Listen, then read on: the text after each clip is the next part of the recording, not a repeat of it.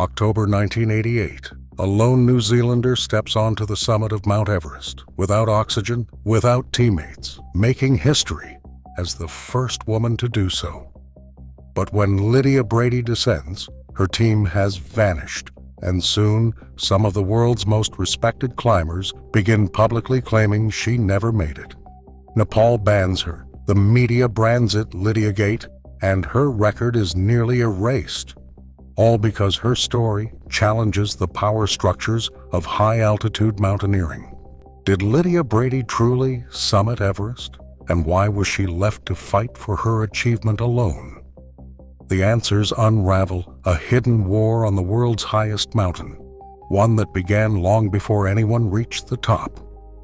Christchurch, New Zealand.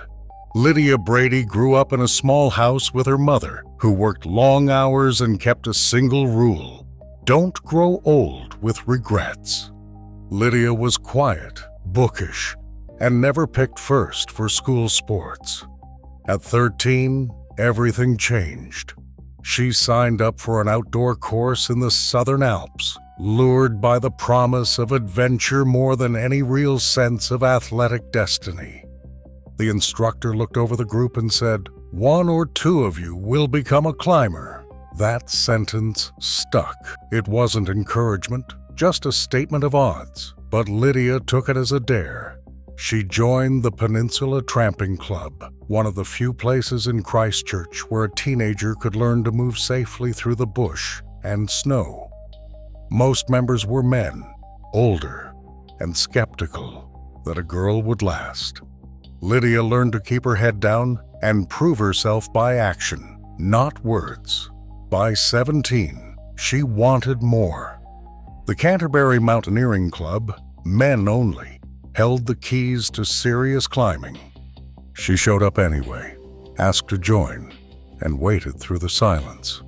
The committee debated, then relented. Lydia became the first young woman accepted. It was a small victory, but it felt like crossing a glacier alone in the dark and finding solid ground on the other side. Margaret Clark, one of the club's rare female mentors, noticed Lydia's determination. She offered to take her up a 3,000-meter peak. The climb was long, cold, and nothing like the tidy hills Lydia had known. At the summit, battered by wind, Lydia stared out at the endless white and realized she didn't want to just visit mountains. She wanted to belong there. She made a silent vow. This would be her life, not a phase, not a rebellion, but a commitment. The world below seemed far away. The rules were different up here. Strength mattered more than gender. Instinct counted for more than approval. Back home, her mother didn't ask for details. She just said, "Don't waste your time wishing you'd done something." The message was clear. Regret nothing, try everything. Lydia wrote her goals in the margins of school notebooks. She mapped out climbs, studied weather charts, and started saving for gear. Every barrier, clubs, expectations, the cold indifference of her peers, became something to push against. The mountains weren't just a place to climb. They were a place to rewrite the rules. Denali, Alaska. The wind howls across the ice, blasting through tents and freezing every zipper solid.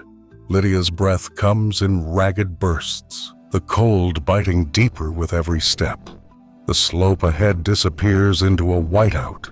She's young, hungry, and outmatched.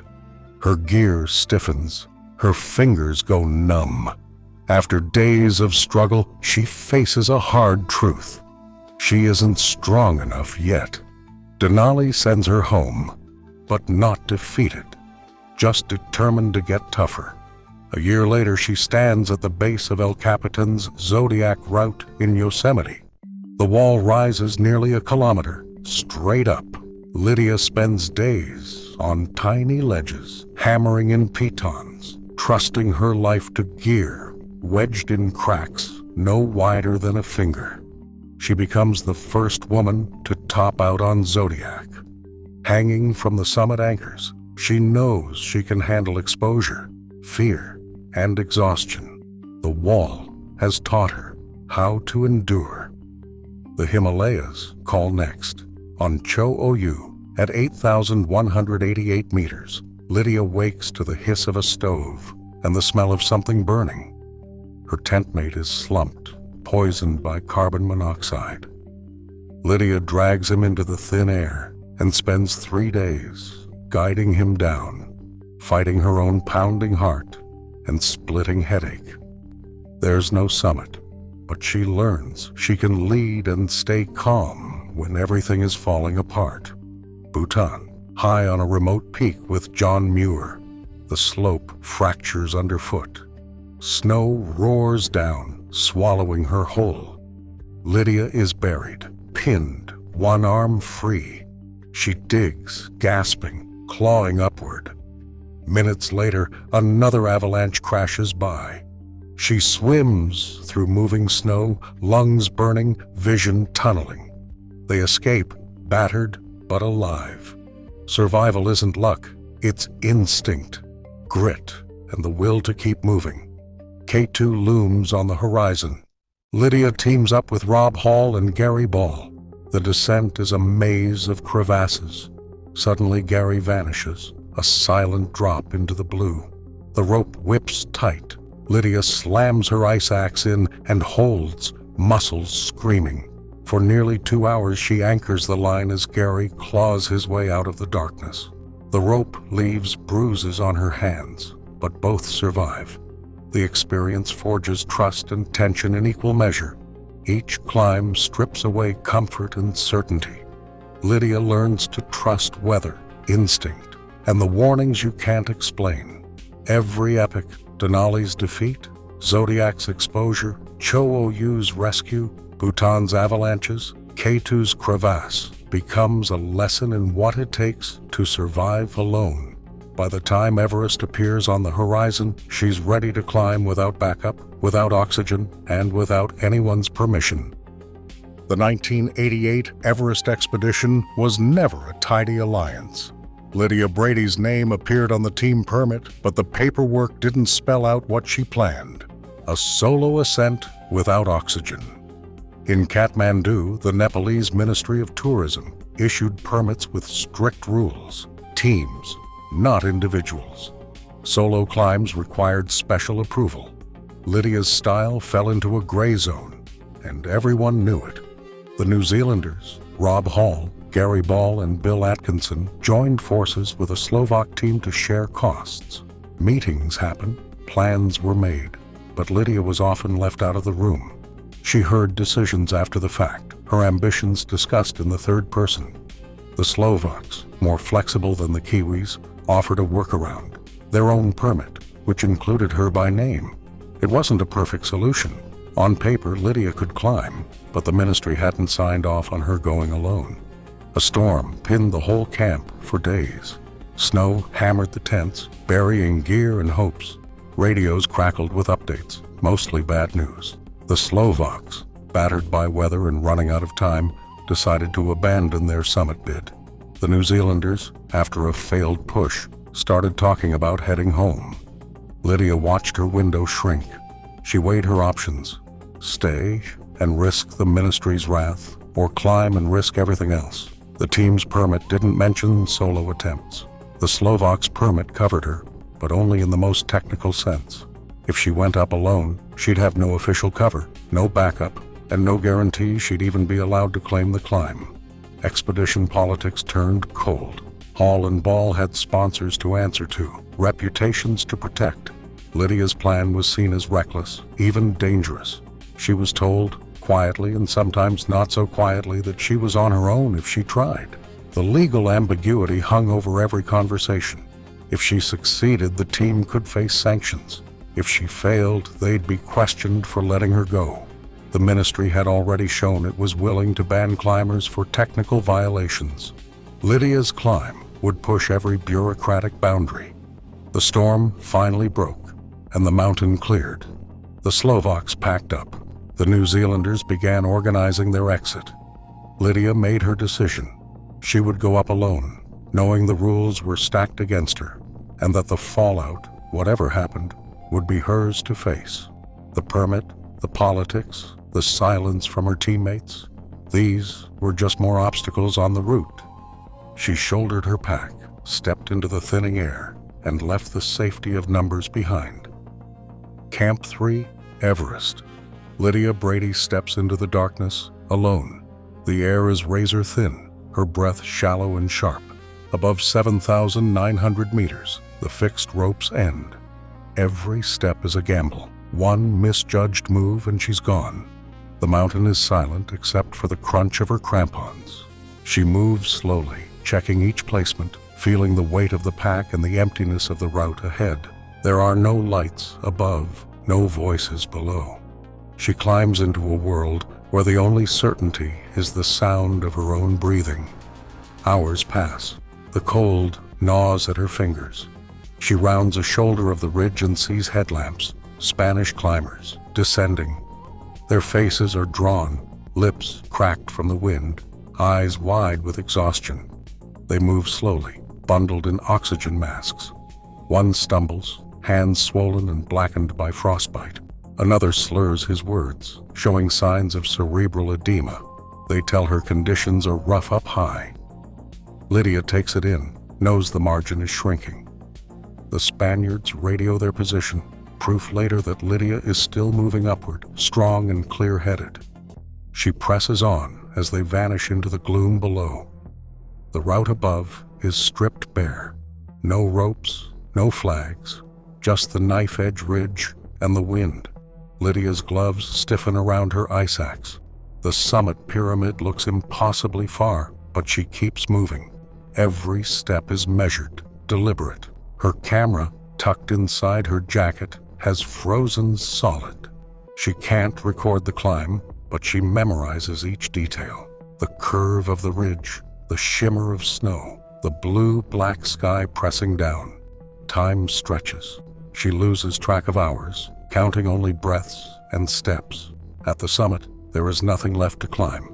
Lydia sits at the highest point on Earth, alone, without oxygen. The world falls away in every direction. She stays for about 15 minutes, feeling the cold seep into her bones. Her fingers go numb. The camera won't work. She tries to move, but her legs are heavy, slow to respond. She knows the real danger isn't over. The descent kills more climbers than the climb. She forces herself to stand, turns her back on the summit, and begins the long way down. 9 hours of descent.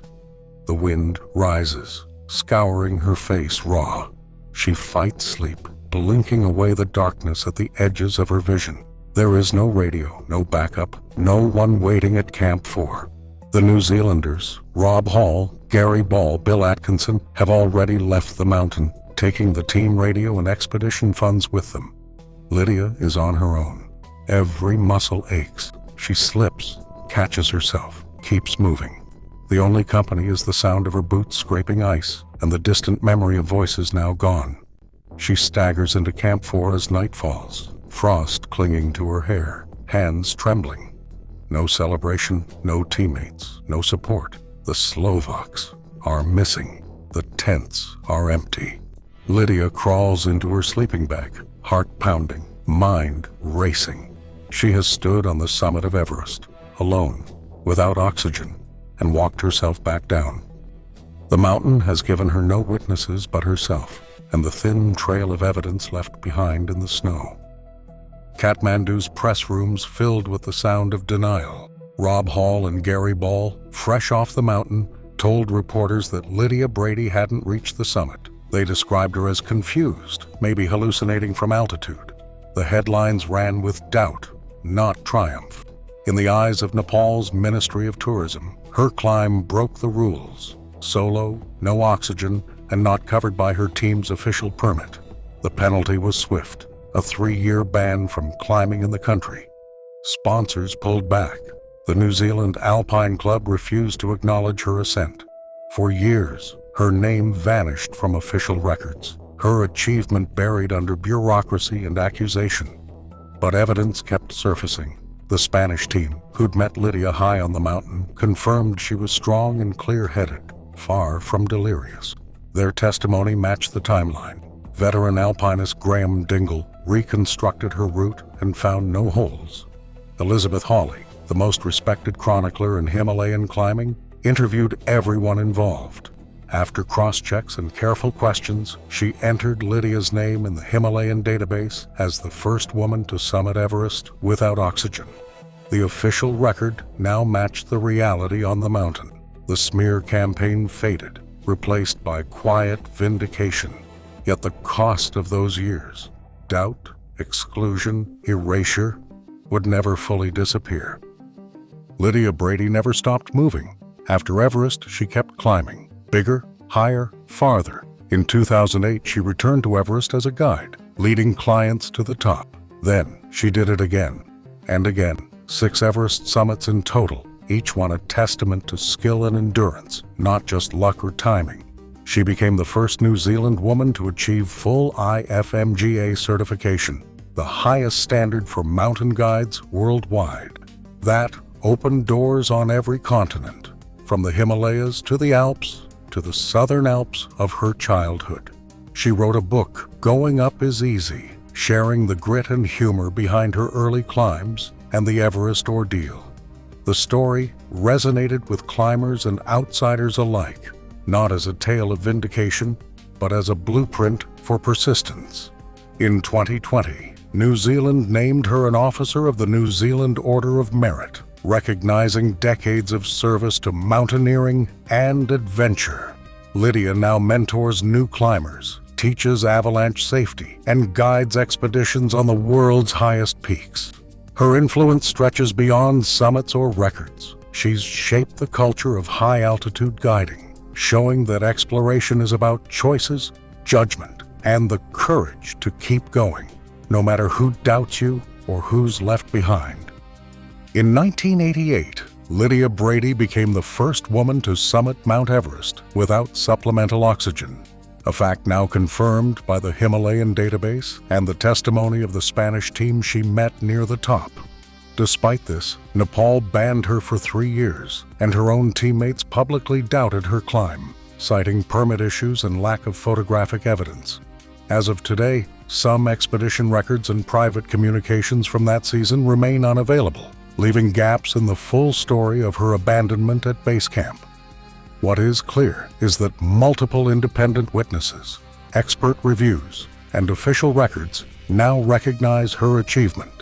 Lydia went on to summit Everest 5 more times, guide international expeditions, and in 2020 was made an officer of the New Zealand Order of Merit. Her legacy stands as proof that institutional doubt does not erase individual accomplishment, and that documented facts can outlast controversy.